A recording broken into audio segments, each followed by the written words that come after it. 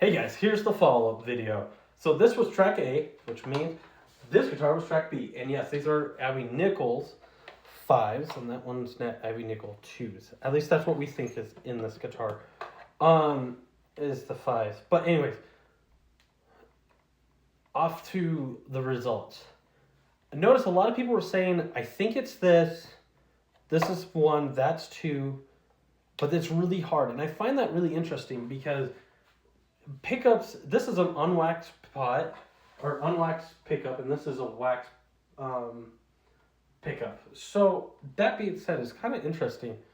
Also used in a very high gain setting, that's why I chose it.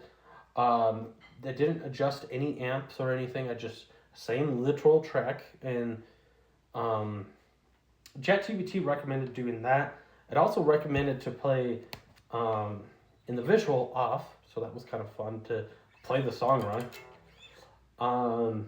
There's a point where you can actually tell where I'm like thinking about like I should be. Anyways, it was a lot of fun doing that. But yeah, I did the bridge on both pickups, and I have some ideas for the next one, some more fun stuff. But yeah, I'm really proud of you guys that you guys were able to pick up that this was the semi-hollow and that was the solid body. It was pretty interesting, like what you guys were listening to, because it wasn't the same things that were given away. And I just find that really interesting. So super cool. I told you guys I'd post the results. They both have scarf joints. They're pretty close except for this is a bolt-on neck.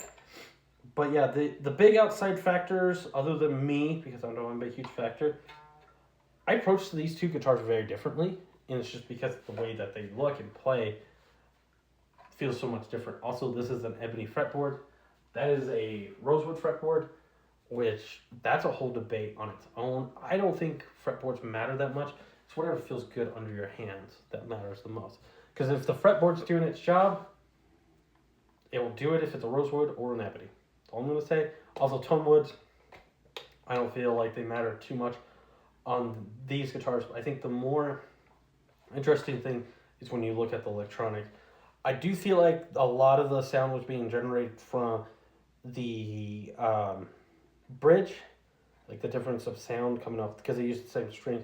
The bridge and obviously the pickups. That's where I think a lot of the stuff, and obviously how I approach the guitar.